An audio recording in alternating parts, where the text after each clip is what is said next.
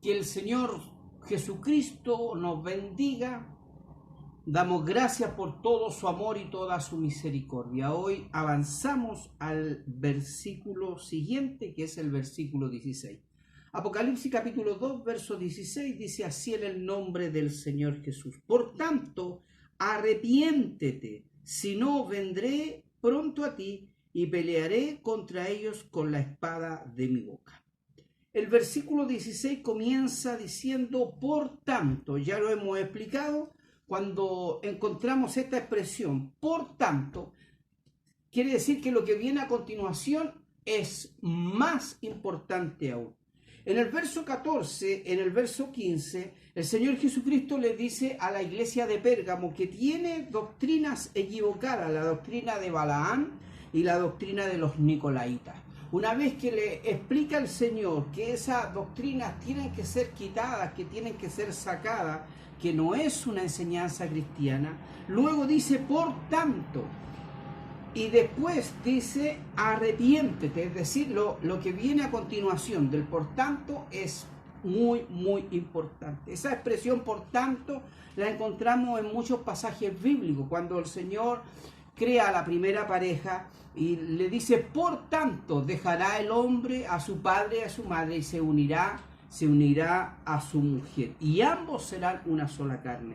Esta expresión, por tanto, también la encontramos en el libro de los Hebreos. En el capítulo 11, el Señor habla de todos aquellos que están en la galería de la fe, a todos los héroes de la fe. Pero en Hebreos capítulo 12, versículo 1, encontramos un por tanto. Dice, por tanto, nosotros también, teniendo alrededor nuestro tan grande nube de testigos, despojémonos de todo peso y de pecado que nos asedia y corramos con paciencia en la carrera que tenemos por delante. Es decir, ahí el escritor de los Hebreos también expresa un por tanto, aleluya, que quiere decir que lo que viene es importante, que hay que poner atención. Ahora, la iglesia de Pérgamo, ¿a qué tenía que poner atención? Aleluya, a que tenían que arrepentirse por haber permitido ser insertada esta enseñanza y esta conducta totalmente equivocada.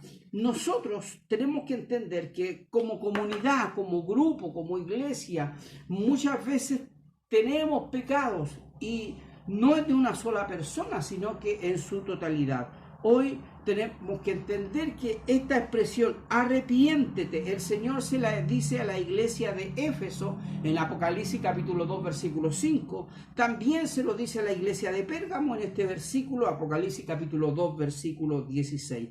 Apocalipsis 2 capítulo 2 verso 21 se lo dice a la iglesia de Tiatira. En el capítulo 3 versículo 3 se lo dice a la iglesia de Sardi, y en el capítulo 3 verso 19 se lo dice a la iglesia de Laodicea. Solamente hay dos iglesias que el Señor no les dice que se tienen que arrepentir. Me refiero a la iglesia de Filadelfia y a la iglesia de Esmirna.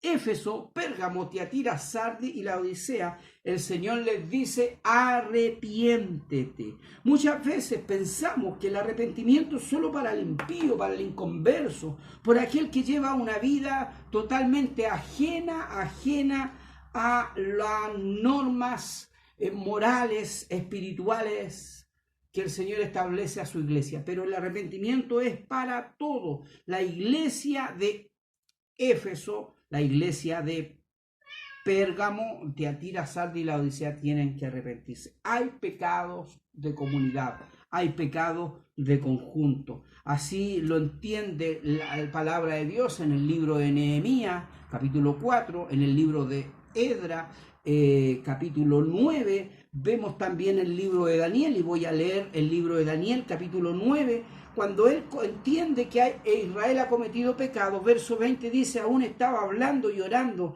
y confesando mi pecado y el pecado de mi pueblo Israel, y derramaba mi ruego delante del Señor mi Dios en el monte santo de Dios. Aún estaba hablando en oración cuando el varón Gabriel, a quien había visto en visión al principio, volando con presteza, vino a mí como a la hora del sacrificio de la tarde, y me hizo entender y habló conmigo diciendo, Daniel, ahora he salido para darte sabiduría y entendimiento. Al principio de tu ruego fue dada la orden y yo he venido para enseñártela.